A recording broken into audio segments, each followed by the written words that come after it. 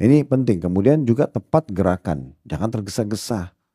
Penuh dengan tumak nina. Ingat, tumak nina, ketenangan dalam gerakan sholat wajib. Kalau buru-buru nggak diterima sholatnya.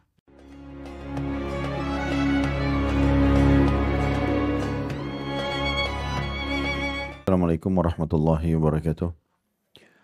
Alhamdulillah. Wassalatu wassalamu ala rasulillah. Segala puji dan puja kehadirat Allah subhanahu wa ta'ala. Juga salawat dan taslim kepada Nabi besar Muhammad sallallahu alaihi wa ala alihi wa sahbihi wasallam.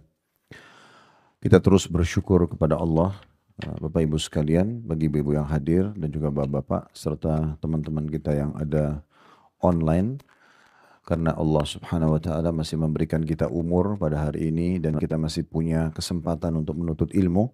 Semoga Allah subhanahu wa ta'ala mengikhlaskan niat dan juga menjadikan ini sebagai tambahan pahala kita pada hari kiamat nanti. Kita akan melanjutkan pada buku kita Riyadhus Shalihin yang ditulis oleh Imam Nawawi rahimahullah. Dan kita akan masuk di bab baru, bab 198.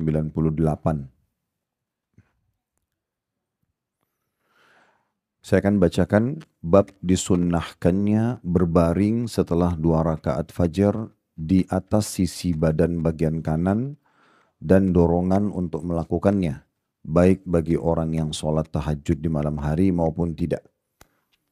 Yang dimaksud dengan bab ini, Bapak Ibu sekalian, adalah beristirahat sejenak setelah sholat sunnah 2 rakaat atau sunnatul fajr. Ya, sholat sunnatul fajr. Jadi yang disunnahkan oleh Nabi SAW setelah sholat fajar, sebelum sholat subuh, kita ittija' namanya, atau berbaring di atas sisi kanan beberapa saat, walaupun hanya beberapa saat. Entah apa hikmahnya, tapi yang jelas ini dicontohkan oleh Nabi SAW.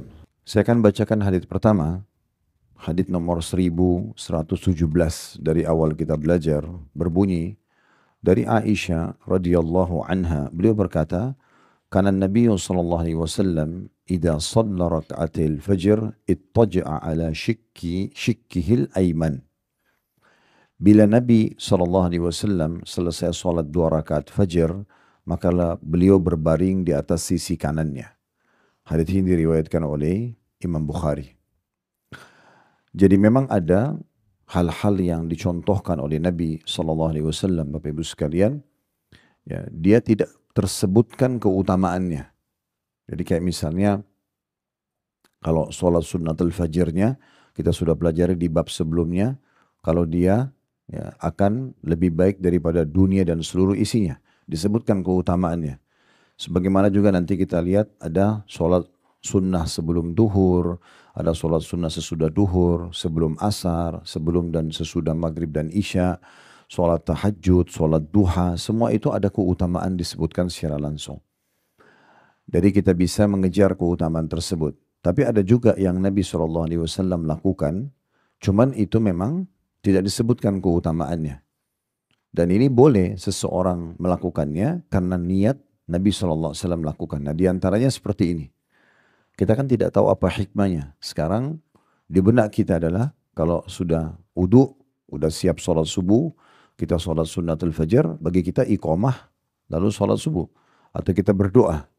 Tapi ternyata ada sunnah Nabi terselip di situ, yaitu kita berbaring di sisi kanan.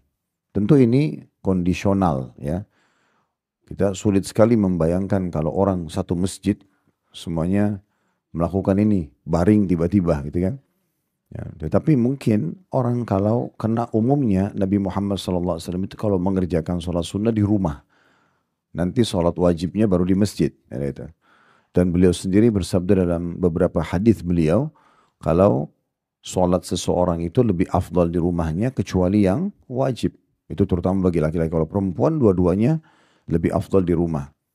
Berarti di sini lebih arahnya kepada kalau seseorang lagi sendirian atau dia sama keluarganya, gitu. Dan tidak harus tidur di sini.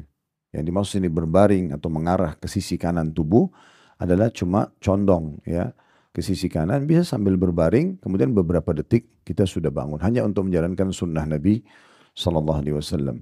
Ada seorang sahabat Nabi bernama Abdullah bin Umar radhiyallahu anhu, Bapak Ibu sekalian, dikenal dengan julukan sahibut ta'assi.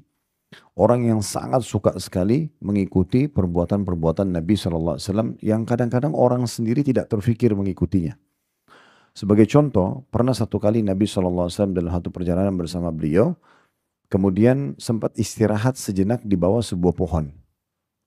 Maka Abdullah bin Umar terus menjaga pohon itu dan terus menyiramnya dengan air agar pohon itu masih bisa dia mampir kalau pas dia lagi di sana, duduk sejenak lalu dia pergi. Hanya karena Nabi Muhammad SAW pernah melakukannya. Dan beliau juga pernah di musim haji memberhentikan kafilah haji yang beliau bimbing, itu hanya untuk mampir ke bawah sebuah pohon dan beliau buang air kecil. Ya, karena waktu ditanya kenapa Anda lakukan, dia mengatakan karena pernah saya jalan bersama Nabi SAW dan beliau berhenti di sini, beliau pernah buang hajat di situ. Jadi sangat pekah sekali bagaimana menjaga perbuatan-perbuatan yang pernah Nabi SAW contohkan. Karena Nabi tidak mungkin melakukannya sia-sia, gitu ya. Nah seperti itulah. Dari sini juga kita penting untuk mengambil pelajaran, Bapak Ibu sekalian, tidak semua hal-hal yang berhubungan dengan syariat kita harus tahu apa keutamaannya, apa yang saya dapatkan gitu ya. Walaupun sebenarnya secara umum boleh, bukan tidak boleh. Kayak misalnya Anda bertanya di pengajian, Ustaz saya kalau sholat duha dapat apa, saya kalau sedekah dapat apa, saya kalau haji dapat apa. Memang ada keutamaan, tapi tidak semuanya.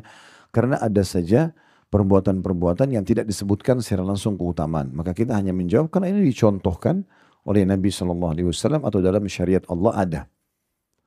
Yang jelas kita tetap akan mendapatkan ganjaran dan hanya Allah Subhanahu wa taala yang tahu seperti apa ganjarannya. Juga tambahan, tentu contoh-contoh seperti ini bukan berarti setiap kali kita habis sholat sunat fajr lalu kemudian mengharuskan diri kita seakan-akan wajib untuk baring sisi kanan. Tetapi ini adalah contoh dari Nabi SAW, bisa sesekali kita kerjakan, bisa juga mayoritas waktu kita kerjakan. Ini bagian daripada hal yang dibolehkan. Baik, dari hadits ini kita ambil pelajaran yang pertama, kedudukan Aisyah radhiyallahu anha karena beliau menyampaikan tentang sikap Nabi SAW. Dan ini juga berarti menandakan memang Nabi SAW mengerjakannya di rumah. Karena Aisyah sebagai istri yang menceritakan tentang perbuatan Nabi ini. Dan umumnya tentu istri bercerita tentang kondisi suaminya di rumah. Gitu ya. Karena kalau Nabi SAW sudah ke masjid, kemungkinan besar Aisyah tidak melihatnya. Gitu ya. Karena beliau sudah bergabung dengan kaum muslimin. Pelajaran kedua, adanya sunnah setelah sholat sunnatul fajr. Yang pelajaran kedua dulu, pentingnya seseorang menjaga sholat sunnatul fajr. Dan ini sudah kita jelaskan satu bab lengkap ya pada pertemuan yang lalu di bab 197 tentang masalah meringankan sholat sunnatul fajr dan penjelasan apa yang dibaca pada keduanya. Juga kita sudah sempat membahas di bab sebelumnya 196 tentang penegasan sholat sunnah 2 rakaat subuh atau sunnatul fajr, di mana Nabi SAW tidak pernah meninggalkannya. Dan Nabi SAW pernah dalam riwayat, kalau masih ingat pertemuan kita yang lalu ya, Nabi SAW pernah sholat ini sementara sudah sedikit agak terang langit. Dan juga pernah kami sampaikan di pertemuan yang lalu, kalau dalam satu perjalanan Nabi Muhammad SAW pernah tertidur ya, sampai bersama dengan pasukan beliau tidak bangun kecuali karena wajah beliau tersengat dengan teriknya matahari. Maka beliau pun bangun lalu beliau menyuruh Bilal azan padahal sudah terbit matahari. Kemudian beliau pun sholat sunnatul fajr dan menyuruh sahabat sholat sunnatul fajr, kemudian baru sholat subuh. Artinya kalau kita sempat misal ketiduran lewat waktu subuh, tetap saja kita berusaha untuk sholat sunnatul fajr baru sholat subuhnya. Pelajaran ketiga dari hadis yang bisa kita ambil adalah sunnah Nabi SAW berbaring di sisi kanan selepas mengerjakan sholat sunnatul fajr. Tadi sudah kami singgung walaupun hanya beberapa saat saja. Baik, hadis kedua dalam bab kita, urutan 1118 dari awal belajar berbunyi dari Aisyah radhiyallahu anha, masih beliau Ummul Mukminin. Karena Nabi SAW yusalli fima baina an yafruga min salatil isya ila al-fajr 11 raka'ah yusallimu baina kulli raka'atin ويوتر بواحدة فإذا سكت المؤذن من صلاة الفجر وتبين له الفجر وجاءه المؤذن قام فركع ركعتين خفيفتين ثم اتجع على شكه الأيمن هكذا حتى يأتيه المؤذن للإقامة. Nabi SAW kata Aisyah radhiyallahu anha, biasa solat malam antara solat isya hingga fajar sebanyak 11 rakaat. Beliau salam pada setiap 2 rakaat dan berwitir dengan 1 rakaat. Apabila muadzin telah selesai mengumandangkan adzan subuh dan juga fajar, telah jelas bagi beliau serta muadzin telah mendatangi beliau, beliau bangkit melakukan sholat 2 rakaat ringan kemudian berbaring di atas sisi kanannya. Begitulah hingga muadzin mendatangi beliau untuk memberitahukan iqamah. Diriwayatkan oleh Imam Muslim. Ucapan dalam lafaz ini yusallim baina kulli raka'atain, salam pada setiap 2 rakaat, demikianlah yang ada dalam Sahih Muslim. Maknanya adalah setelah setiap 2 rakaat. Kita sekaligus baca hadis yang terakhir di bab kita ini, hadis nomor 100 atau 1119, hadis ketiga, karena semakna kurang lebih dari Abu Hurairah radhiyallahu anhu bahwasanya beliau berkata Rasulullah sallallahu alaihi wasallam bersabda, "Idza shalla ahadukum raka'atal fajr falyattaji' ala yaminihi." Apabila salah seorang di antara kalian setelah selesai solat 2 rakaat fajar, maka hendaklah berbaring di atas sisi kanannya. Diriwayatkan oleh Abu Daud dan Tirmidzi dengan sanad-sanad sahih. At-Tirmidzi mengatakan hadis ini hasan sahih. Kita langsung ambil faedahnya. Hadis nomor 1118, faedah pertama kedudukan Aisyah radhiyallahu anha. Karena sekali lagi beliau yang menceritakan kita kronologis hadis. Dan sudah sering kita bahasakan dari awal belajar di kelas kita ini, setiap kali ada sahabat yang menyampaikan tentang kronologis hadis, maka kita jadikan sebagai keutamaan beliau. Karena ini Aisyah yang menceritakan. Kemudian pelajaran yang kedua, di sini ada informasi tentang sifat sholat malamnya Nabi SAW. Aisyah berkata radhiyallahu anha, Nabi SAW mengerjakan sholat malam itu ya, antara sholat isya dan sholat subuh. Sejumlah 11 rakaat. Di sini berarti informasi ini menyampaikan kepada kita, kita boleh sholat tahajud dimulai selepas sholat isya. Kalau ada orang yang mau memang selepas sholat isya, karena biasanya memang di masa dulu itu selepas isya orang sudah tidur. Selepas isya orang sudah tidur. Maka sudah dianggap memang antara pilihannya tidur atau dia sholat tahajud. Kalau ada yang bertanya mana yang lebih afdol tidur dulu. Baru kemudian bangun sholat. Karena itu dikuatkan dengan hadis yang lain tentang sifat sholatnya Nabi Daud alaihissalam. Nabi SAW mengatakan sholat yang paling afdal sholatnya Daud. Beliau tidur, kemudian sholat, kemudian tidur lagi gitu ya. Jadi beliau 2 kali tidur, 2 kali sholat. Baru kemudian beliau sholat lagi setelah itu. Tapi ini tentu orang yang sudah rutin mengerjakannya. Ya, sudah rutin mengerjakan. Karena kalau tidak nanti malah lewat subuhnya gitu ya. Tetapi di sini dari hadits ini kita lihat ternyata kalau kita merasa saya kayaknya masih sulit bangun malam. Tidurnya misalnya jam 10, jam 11 malam. Saya biasanya kalau bangun maksimal azan subuh. Sehingga sulit tahajud. Apa yang harus saya lakukan? Boleh Anda sholat sebelum tidur. Misalnya tidurnya jam 10 atau jam 11 malam. Ya udah, atau jam 11 misalnya. Jam 10 kita sudah sholat. Ya. Kalau merasa punya kemampuan bangun tahajud, ya sudah. Cuma takut waktunya nggak cukup, kita witir saja. Itu sesuai dengan pertanyaan Nabi SAW kepada Abu Bakar, kapan kamu witir, hai Abu Bakar? Abu Bakar mengatakan sebelum tidur. Lalu ditanyakan kepada Umar, hai Umar, kapan kamu witir? Kata Umar, di waktu subuh, sebelum subuh. Maka kata Nabi SAW ditunjuk Abu Bakar, orang ini mengambil agamanya dengan kehati-hatian, karena dia berjaga-jaga, siapa tahu tidak bangun, jadi sudah witir. Dan Umar ditunjuk oleh Nabi SAW seraya beliau bersabda, orang ini mengambil agamanya dengan ketegasan. Dia paksa dirinya, harus bangun, pokoknya nggak mau tahu. Ya, gitu. Tapi di sini berarti menentukan memang bolehnya orang mengerjakan sholat. Kalau witir boleh, berarti tahajud juga boleh. Karena dua-duanya sama, sholat malam. Itu kayak satu kesatuan gitu ya. Bagi orang yang baru terapi dirinya, baru mau membiasakan, boleh dia lakukan cara ini. Ya. Kecuali sekali lagi kita yakin kita bisa bangun 1 jam, setengah jam sebelum subuh, mungkin dengan jam beker atau alarm, semua itu oke, bagus gitu ya. Tapi kita bicara secara hukum. Karena hadits ini, riwayat ini menyebutkan Nabi mengerjakan sholat malamnya antara isya ke subuh dan tidak ditentukan waktunya. Pelajaran ketiga, jumlah rakaat sholat Nabi SAW yang mayoritas beliau kerjakan, yaitu 11 rakaat.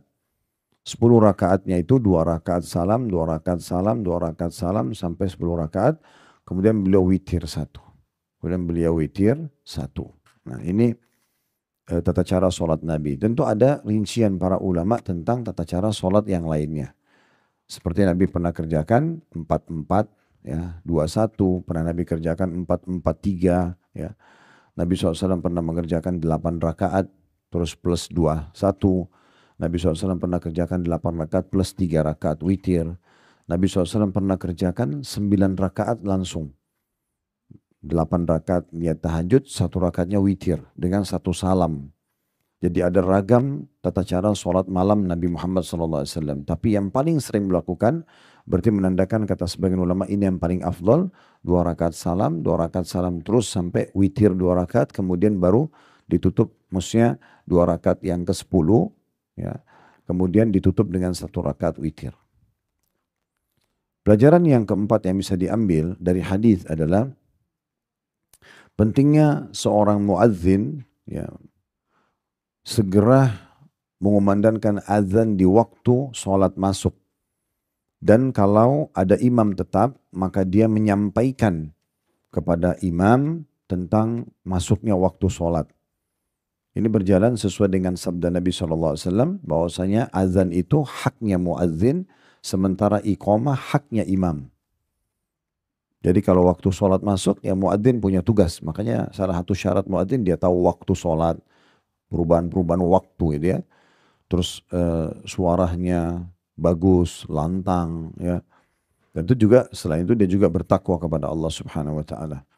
Karena tentu juga orang tidak akan tergerak hatinya mau jadi muadzin kecuali orangnya yang betul-betul bertakwa kepada Allah Subhanahu wa taala.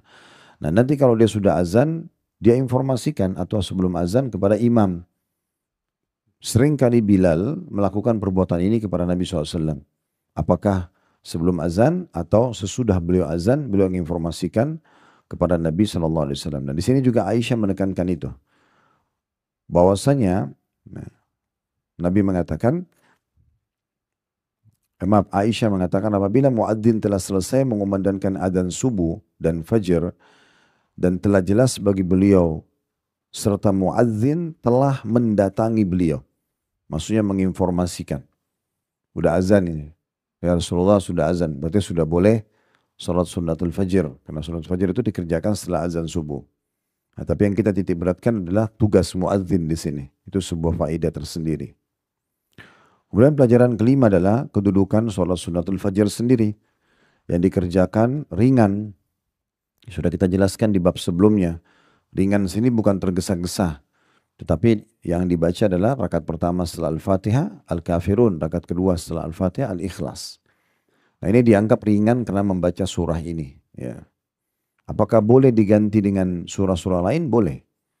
Tetapi tetap ini yang paling afdal. Membaca Al-Kafirun sama Al-Ikhlas ini memang ada beberapa sholat sunnah yang dianjurkan. Seperti sholat sunnatul fajar ini, kemudian sholat ba'diyah maghrib. Sholat ba'diyah maghrib juga masuk. Ya. Masuk juga di dalamnya sholat 2 rakaat di belakang maqam Ibrahim. Yang juga dikerjakan Al-Ikhlas, Al-Kafirun sama Al-Ikhlas. Dan boleh seseorang membacanya di di sholat mana saja. Sholat wajibnya, sholat sunnah yang lainnya boleh. Apa sebabnya kira-kira? Kenapa Al-Kafirun sama Al-Ikhlas? Karena ada disebutkan keutamaan kalau membaca surah Al-Kafirun sama dengan membaca 1/4 Al-Quran. Ya, 1/4 Al-Quran. Kalau membaca Al-Ikhlas sama dengan membaca 1/3 Al-Quran. Jadi kalau kita gabungkan ini pahalanya besar sekali. Karena Al-Kafirun itu artinya kalau kita baca 4 kali, itu kan sama dengan membaca Al-Quran gitu ya, seutuhnya gitu, walaupun tetap lebih afdal membaca Al-Quran. Tapi begitu hadisnya, kalau Al-Kafirun itu sama dengan seperempat Al-Quran, kalau Al-Ikhlas sama dengan sepertiga Al-Quran. Dan juga di situ itu salah satu hikmahnya. Hikmah yang lain adalah Al-Kafirun ini mengingatkan kepada kita tentang konsep dasar keimanan kita. Kita akan komitmen menjadi seorang muslim sampai kita meninggal, dan kita tidak akan pernah ikut-ikutan ritual dan ibadahnya orang kafir. Dan kafir istilah ya, lawannya keimanan. Sebagaimana kita umat Islam menganggap selain umat Islam adalah kafir, mereka pun menganggap kita orang Islam kafir. Itu cuma istilah gitu kan. Itu hak masing-masing mengucapkan itu. Maka orang-orang kafir yang itu tidak perlu tersinggung kalau diucapkan. Karena memang itu rival orang yang beriman. Dan konsep beriman bagi kita jelas. Beriman kepada Allah, kemudian tentu sempurna 6 rukun imannya ya. Dan dia juga menjadi seorang muslim. Dan al-ikhlas itu adalah tauhid. Pengesaan kepada Allah subhanahu wa ta'ala. Sebagian ulama mengatakan memang kita dianjurkan di saat witir membaca di rakaat terakhir al-ikhlas supaya tutup hidup kita dengan tauhid, pengesaan kepada Allah.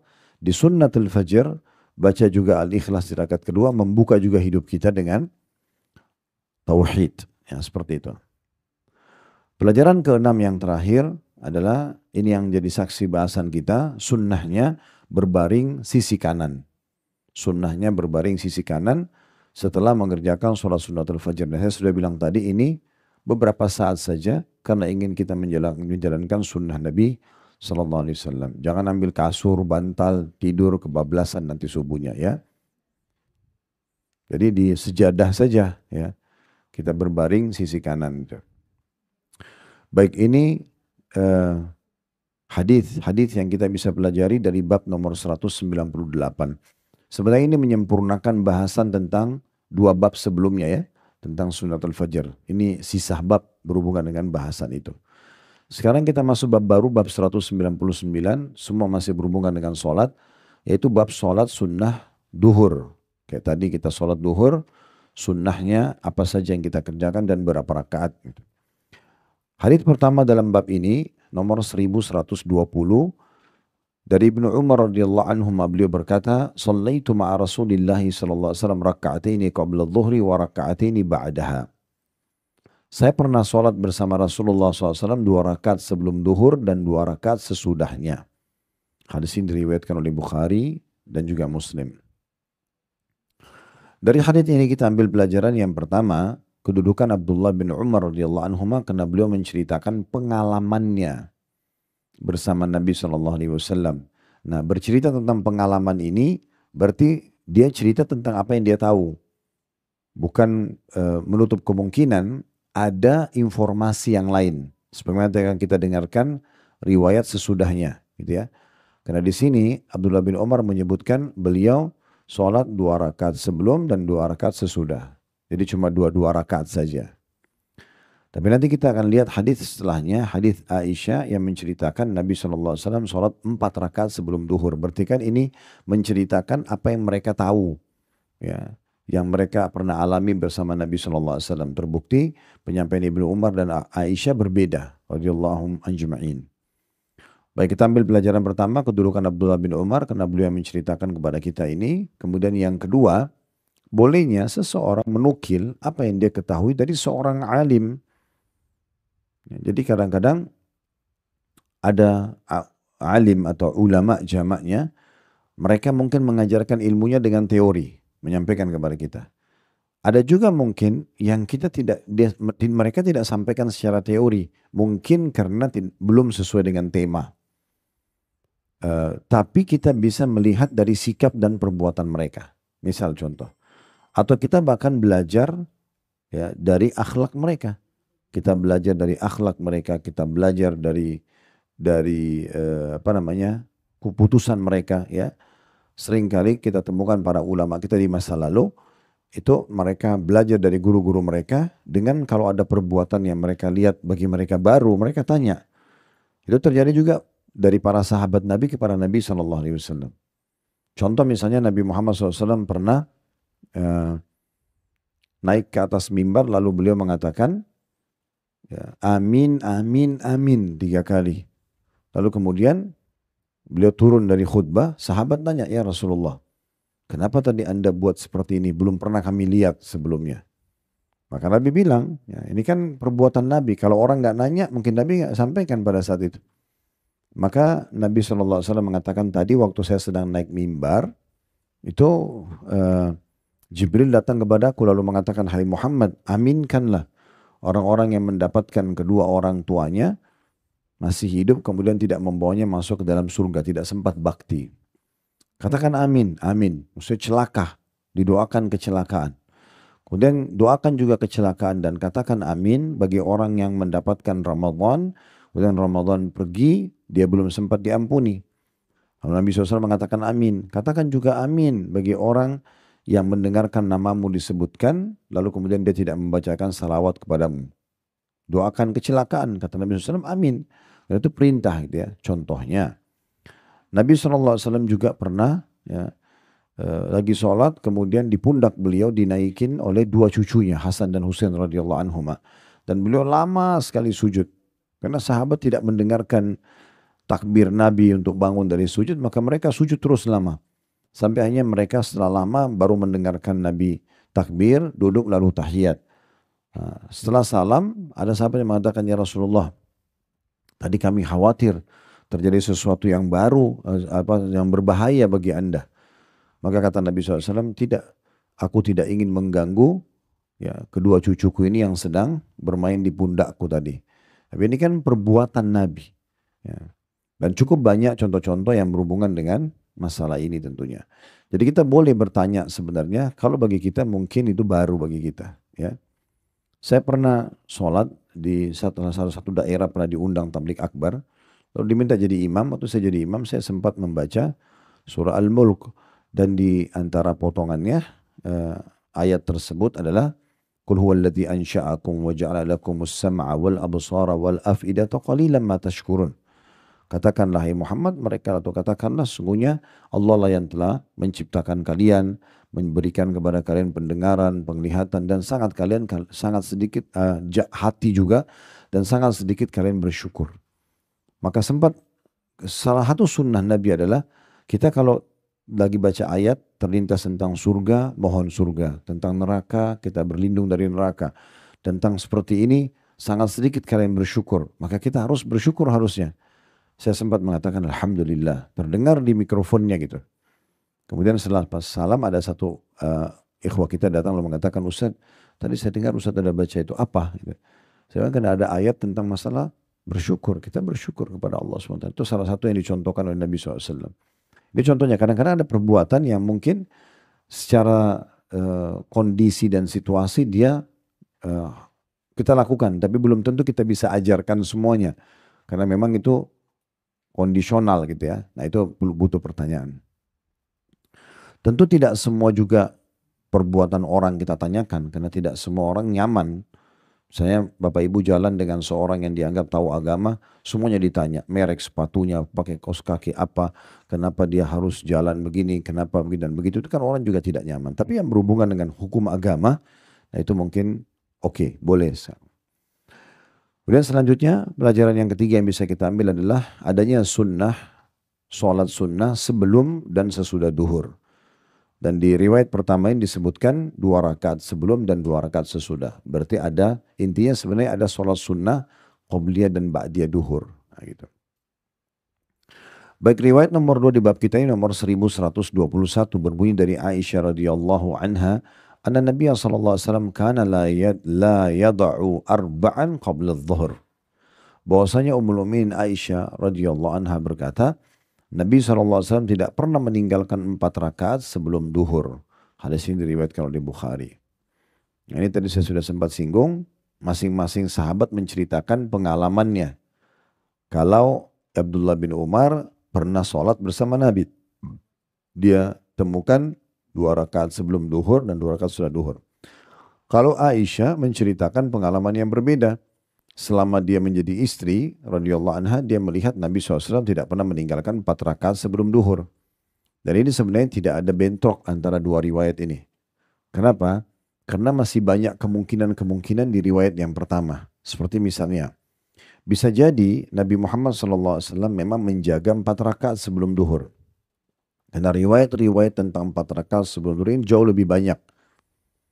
Tetapi yang terjadi adalah Nabi SAW sholat 2 rakaat sebelum duhur di rumah beliau, lalu kemudian keluar ke masjid, lalu sholat 2 rakaat. Nah itu yang Abdullah bin Umar lihat. Gitu.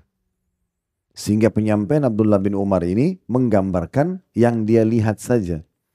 Dia tidak tahu Nabi kerjakan berapa rakaat sebelumnya. Gitu. Sehingga dia mengatakan saya sholat bersama Nabi 2 rakaat sebelum duhur dan 2 rakaat sudah duhur. Ya. Karena juga ada riwayat yang menjelaskan seperti sholat Jumat. Nanti kita lihat ada sholat sunnah. Ya, setelah Jumat 4 rakaat. Nah itu Nabi pernah kerjakan atau sering Nabi kerjakan 4 rakaat semuanya di rumah. Pernah juga beliau kerjakan 2 rakaat di masjid, 2 rakaat di rumahnya. Nah 2 rakaat di rumah ini mungkin orang tidak semua tahu. Gitu. Nah itu contohnya. Jadi sebenarnya tidak ada bentrok antara dua riwayat ini. Ya, sebagaimana sudah kita jelaskan tadi. Jadi yang pertama kedudukan Aisyah, ini pelajaran pertama kedudukan Aisyah radhiyallahu anha karena beliau menyampaikan riwayat ini kepada kita.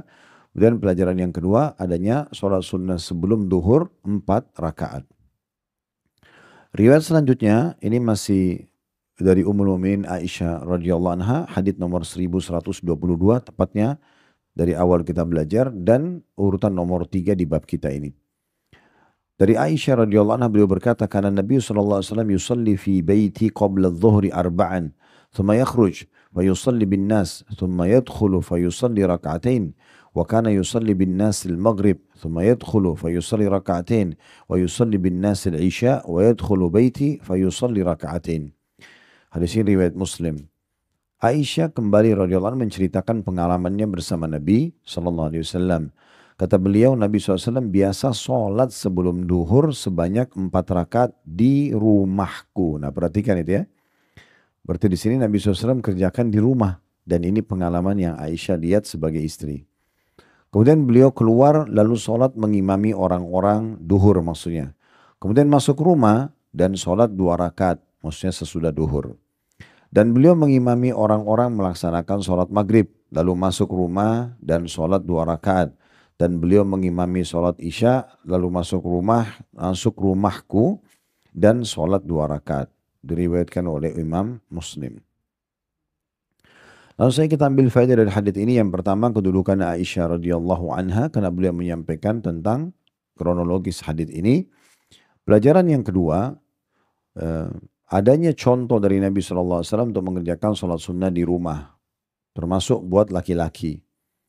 Ya, jadi kalau suami ibu-ibu misalnya mau ke masjid, boleh saja dia sholat sunnah. Ibu siapin sejadah, sholat sunnah dulu, terutama kalau masjid atau musola dekat rumah memang masih ada durasi beberapa menit yang kemungkinan tidak ketinggalan sholat wajib. Tapi kalau misalnya dikhawatirkan di musola atau masjid itu buru-buru iqamahnya, intinya yang penting sudah sholat, sudah azan, udah sholat 2 rakaat langsung iqamah muadzinnya. Dikhawatirkan malah ketinggalan sholat wajib. Maka ini tidak apa-apa sholat di masjid. Ya. Kita sekarang bicara sholat di rumah lebih afdal kalau memang masih ada waktu. Ini kalau berhubungan dengan sholat wajib ya. Tapi selain daripada ini kayak sholat tahajud, ya, sholat sunnah wudu, yang memang lowong, ya, itu sholat duha, itu di rumah gitu ya. Tapi boleh juga dikerjakan di masjid. Karena Nabi SAW pernah sholat tahajud di masjid, pernah sholat tahajud di rumah beliau. Pernah juga sholat duha di rumah, pernah juga sholat duha di masjid. Ya. Jadi di sini adanya anjuran atau sunnah Nabi SAW mengerjakan sholat sunnah di rumah. Nah, itu berulang kali Aisyah mengulangi. Disebutkan di sini beliau kalau di rumahku sholat 4 rakaat sebelum duhur. Kemudian mengimami orang, kemudian setelah imami sholat duhur, masuk lagi ke rumah, sholat lagi sunnah. Setelah duhur 2 rakaat, berarti kan Nabi kenapa nggak pilih sholat di masjid, berpilih di rumah? Karena ini berarti ada contoh dan ini lebih afdal seseorang sholat sunnah di rumah. Lalu imami orang sholat maghrib, lalu masuk, lalu sholat 2 rakaat. Dan imami orang sholat isya, lalu masuk rumahku lagi sholat 2 rakaat.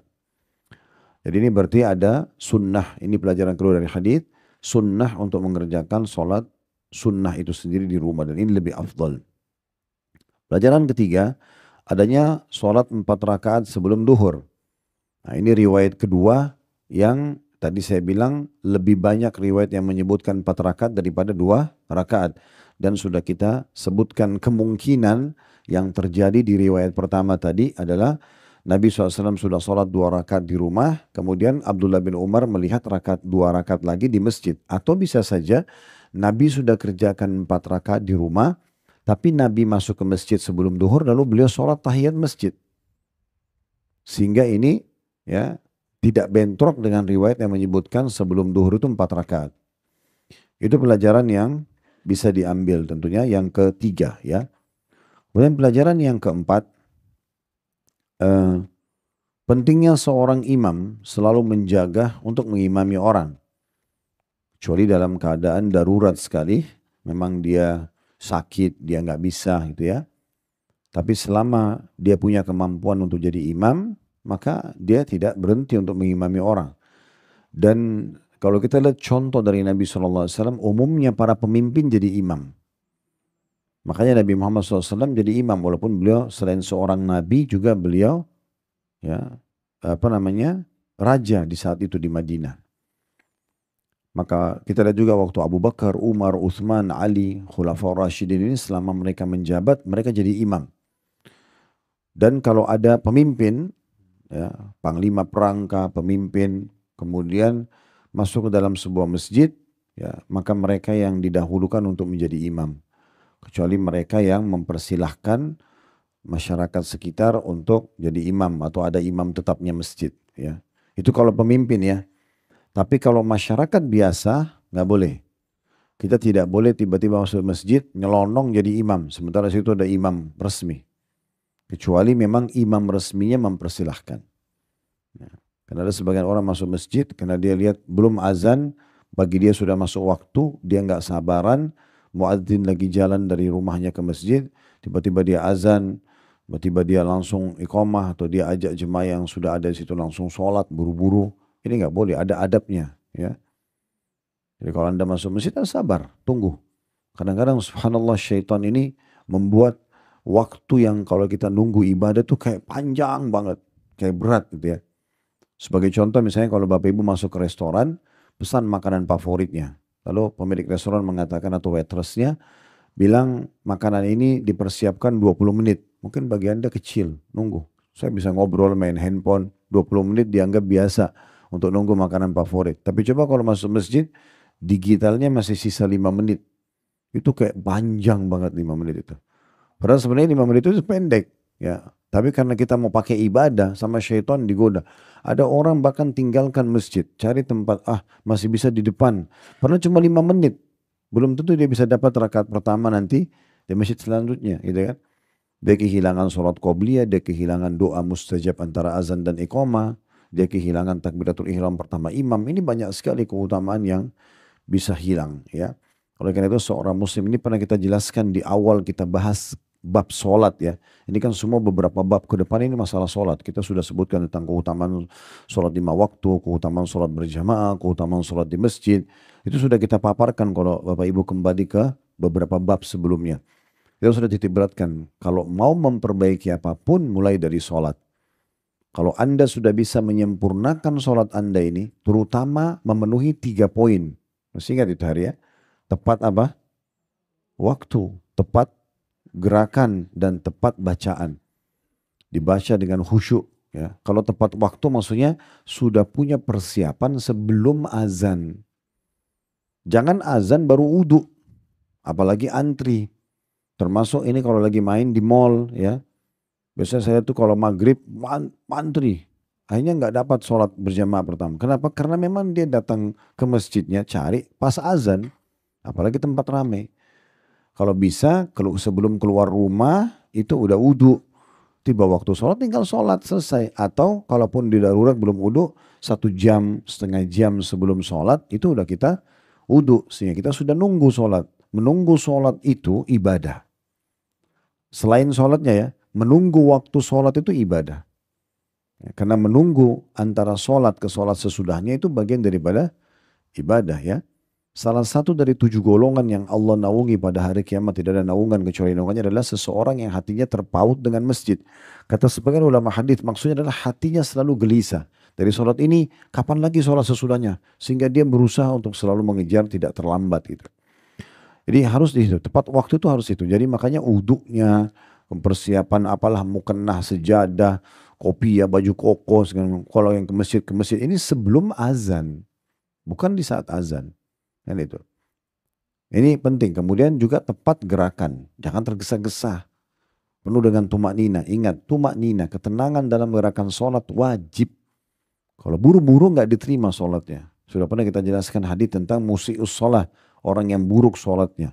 Di masa Nabi SAW, dia buru-buru mau ketemu Nabi, ruku, sujud, buru-buru sekali. Setelah dia datang ke Nabi, Nabi bilang, kembali kerjakan sholat karena kamu belum sholat. Orang itu ulangi lagi, masih sama aja buru-burunya. Kembali lagi, Nabi bilang lagi, kembali kamu belum sholat. Berulang kali, Nabi selalu suruh ulang sampai orang itu mengatakan, ya Rasulullah, saya nggak tahu selain ini, ajarkan saya. Baru Nabi ajarkan kepada dia. Kemudian yang ketiga, itu tepat bacaan. Cara penyebutan lafaz-lafaznya, ya, misalnya lafaz doa atau ayat-ayat yang kita baca, semua ini harus tepat. Ya, pelajari tajwidnya dengan benar. Kemudian kalau mau lebih dalam lagi, itu bisa memahami makna yang kita baca. Kan Bapak Ibu sudah berapa tahun sholat. Masa doa iftitah aja tidak tahu artinya apa. Atau doa ruku, doa sujud, doa itidal, duduk di antara dua sujud, doa tahiyat atau yang dibaca dalam tahiyat. Kita tidak tahu apa artinya. Ini juga kalau menurut saya sih melampaui batas ya. Karena sudah sekian tahun kita lakukan. Dan saya pernah sampaikan juga kiatnya. Kalau mau khusyuk, salah satu kiatnya itu adalah bagaimana kita tahu makna yang kita baca nanti. Minimal mungkin ya doa ruku, subhana rabbil azim, maha suci Tuhanku yang maha agung, subhana rabbil a'la, maha suci Tuhanku yang maha tinggi. Kemudian di antara dua sujud, rabbi gifirli, ya Allah ampuni aku, ya Allah ampuni aku. Atau yang panjang, rabbi gifirli warhamni wajburni wa'afini wa'fu anni. Dan beberapa lafaz-lafaznya misalnya. Itu semua kita sudah tahu artinya. Surah yang kita mau baca, anggap Al-Asr sama Al-Kautsar misalnya. Itu orang yang paling favorit karena pendek gitu ya. Wal Asr sama Inna Atayna. Ya, dua-duanya 3 ayat.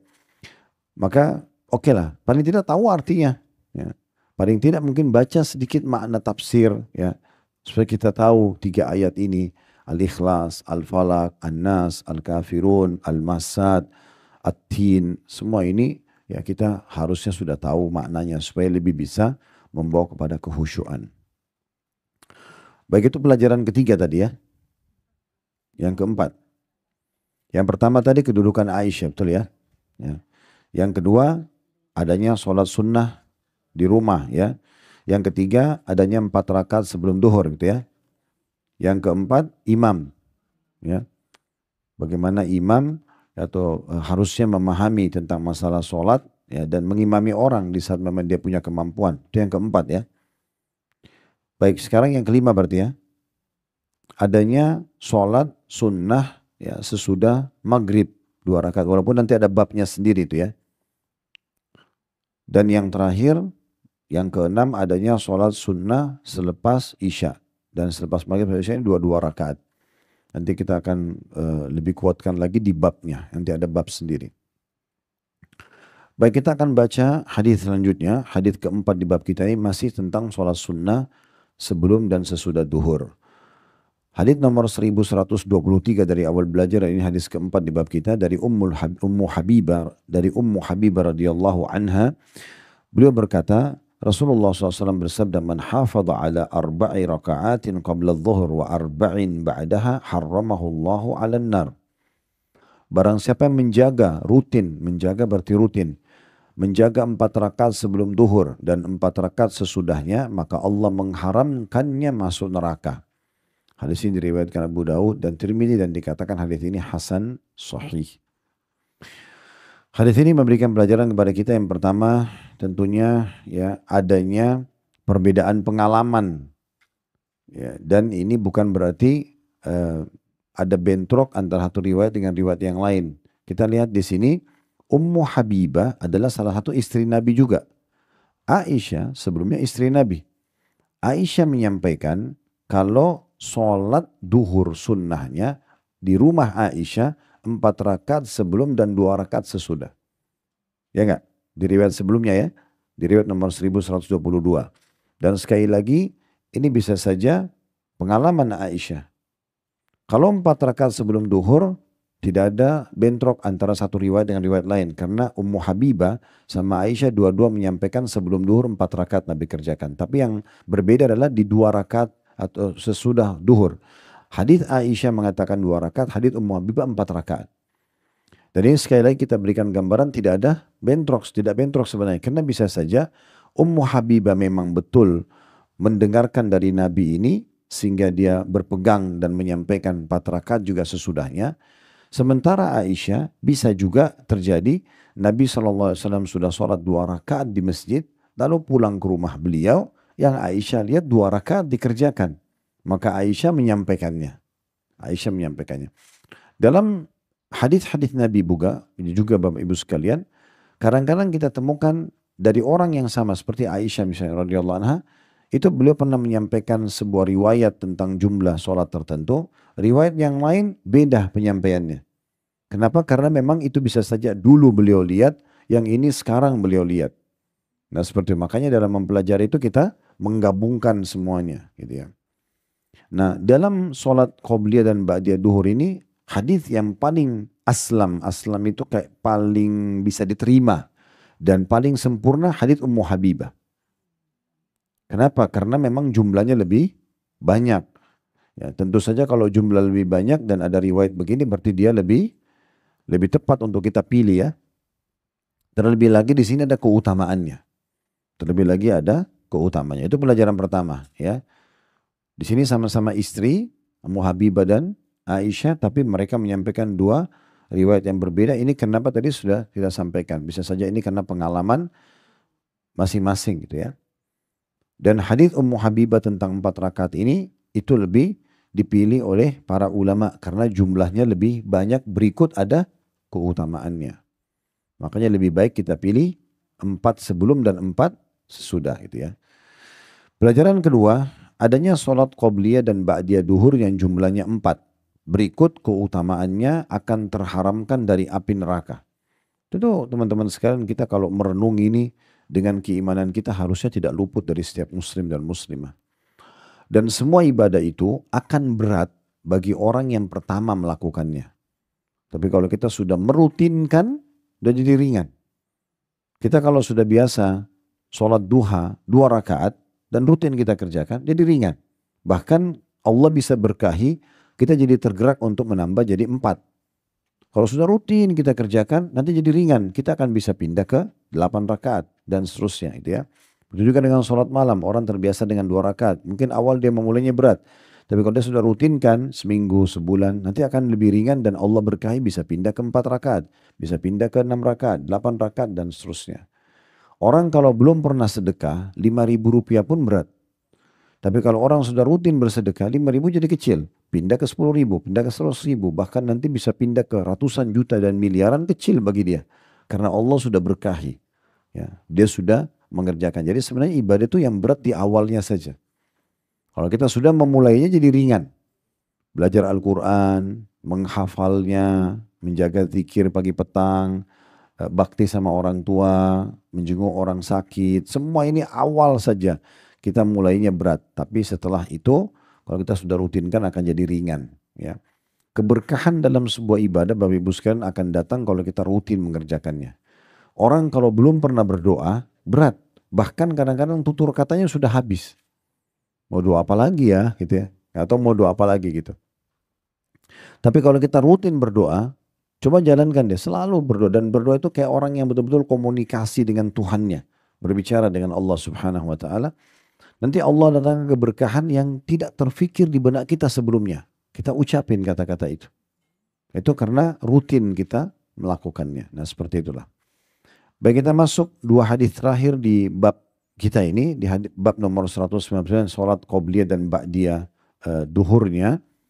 Hadis nomor 1124 dari Abdullah bin Sa'ib radhiyallahu anhu.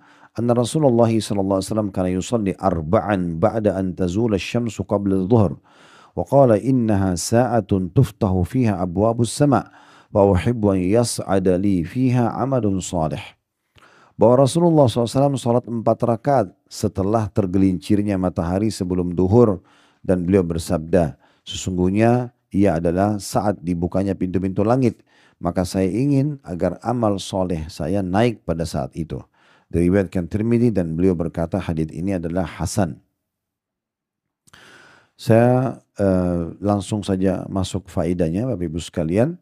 Yang pertama kedudukan Abdullah bin As-Sa'ib radhiyallahu anhu karena beliau menceritakan ini kepada kita. Pelajaran kedua, adanya sholat 4 rakaat sebelum duhur. Ya. Yang dimaksud sini sebelum duhur, maksudnya memang sesudah azan ya. Bukan sebelum duhur itu sebelum waktu duhur. Karena kalau sebelum waktu duhur itu berarti duha. Kalau ini yang dimaksud adalah sholat qobliyahnya. Sebelum duhur maksudnya sebelum mengerjakan sholat wajib tapi setelah azan. Ya. Berarti adanya sholat 4 rakaat sebelum duhur. Dan riwayat ini menguatkan lagi riwayat Ummu Habibah tadi tentang 4 rakaat sebelum duhur. Dan riwayat keduanya Aisyah tentang 4 rakaat sebelum duhur. Dan beliau bersabda, ini alasannya ya. Ini masuk faedah ketiga dari hadis ya. Bahwasanya pada saat antara azan dan iqamah duhur itu pintu langit dibuka untuk dilaporkan amal soleh ke langit. Makanya Nabi SAW mengatakan pada saat itu pintu-pintu langit dibuka sehingga saya ingin agar amal solehku naik pada saat itu. Tentu setiap amal soleh akan dilaporkan kepada Allah Subhanahu wa Ta'ala. Namun misal contoh kita bekerja di kantor, semua pekerjaan akan dinilai oleh atasan. Tapi mungkin ada waktu-waktu tertentu di mana atasan itu memberikan peluang untuk siapa yang sudah selesaikan kerjanya boleh lebih dulu melapor. Itu seperti sebuah prestasi. Sehingga kalau kita laporin lebih cepat karena kita sudah menyelesaikannya, misal, maka kita akan bisa menjalankan tugas yang lain. Ya gitu. Dan kita termasuk orang yang pertama terlaporkan berprestasi di pekerjaan yang sedang ditugaskan. Ya gitu. Maka ini ada nilai tersendiri gitu ya. Ada nilai tersendiri. Ini sekaligus juga menghidupkan sifat dan kebiasaan baik yaitu cekatan. Mau segera apapun Bapak Ibu sekalian yang kita sedang akan kerjakan jangan ditunda walaupun ringan. Kerjakan pindah ke kegiatan yang lain. Kerjakan pindah ke kegiatan yang lain. Orang mukmin harus begitu. Jangan tunda-tunda lalu terjadi akumulasi dan memberatkan kita nantinya. Walaupun ringan tapi karena akumulasi jadi berat. Kalau terlintas di benak kita sesuatu yang baik, sudah tawakkal ala Allah. Kerjakan dan serahkan hasilnya kepada Allah. Yang penting itu baik. Sebagaimana Allah berfirman, فَإِذَا عَزَمْتَ فَتَوَكَّلْ عَلَى اللَّهِ. Kalau kamu sudah berazam, bertekad, maka bertawakkallah kepada Allah. Jadi bukan sifat seorang mukmin menunda-nunda amal. Ya, walaupun ringan, selesaikan aja. Walaupun ringan, selesaikan. Ada waktu lowong, kita tinggal berpikir apa yang kita harus kerjakan sesudahnya. Baik, itu yang bisa kita ambil dari hadits nomor 1124, 3 buah faedah. Hadits terakhir di bab ini nomor 1125. Dari awal kita belajar bumi dari Aisyah radhiyallahu anha anna Nabi sallallahu alaihi wasallam kana idza lam yusalli arba'an qabla adh-dhuhr sallahunna ba'daha. Bahwa bila Nabi SAW belum sempat sholat 4 rakaat sebelum duhur, beliau melakukan sesudah duhur. Diriwayatkan oleh Tirmidzi dan dikatakan hadits ini hasan. Riwayatnya langsung kita ambil faedahnya. Yang pertama, ya, kedudukan Aisyah radhiyallahu anha karena beliau menyampaikan kepada kita tentang perbuatan Nabi ini sallallahu alaihi wasallam. Pelajaran yang kedua, bolehnya seseorang yang rutin mengerjakan sebuah ibadah di saat dia betul-betul punya udzur untuk mengqadha'nya. Misal kita ke WC. Kita ada hajat dan tidak bisa ditunda karena tidak boleh orang sholat menahan 2 keburukan. Kata Nabi SAW, keburukan itu maksudnya buang air kecil sama buang air besar. Nanti kita akhirnya tidak konsentrasi sholat. Maka kalau kebelet kencing, buang air besar, diselesaikan baru sholat. Anggap sekarang kita ini rutin selalu sholat qobliyah duhur tepat waktu. Tapi di saat itu mules, kita masuk ke WC. Kemudian kita keluar ternyata sudah iqamah. Kita belum sholat qobliyah. Biasanya kita selalu on time. Nah, kita sekarang ikut sholat berjamaah sama imam. Setelah salam, kita berdiri mengerjakan sholat qobliyah 4 rakaat. baru kita sholat ba'diyah 4 rakaat. Tapi ini bagi orang yang rutin mengerjakannya, bukan semua orang. Bukan misalnya sekarang ini kebetulan Bapak Ibu baru dengar hadisnya. Tadi nggak sholat qobliyah duhur, langsung sholat duhur aja. Sekarang saya mau kerjain deh qobliyah duhur misalnya ya. Karena saya baru tahu hadisnya. Ini sebaiknya tidak usah gitu ya. Karena sudah lewat waktunya. Ya, kita kerjakan nanti. Sholat ba'diyahnya nggak masalah. Karena ini seperti orang yang mengqadha. Bahkan ada satu riwayat selepas sholat asar, ya, Nabi SAW berdiri lalu sholat sunnah 4 rakaat. Maka selepas salam, sahabat pada nanya, ya Rasulullah, apakah ada turun wahyu baru?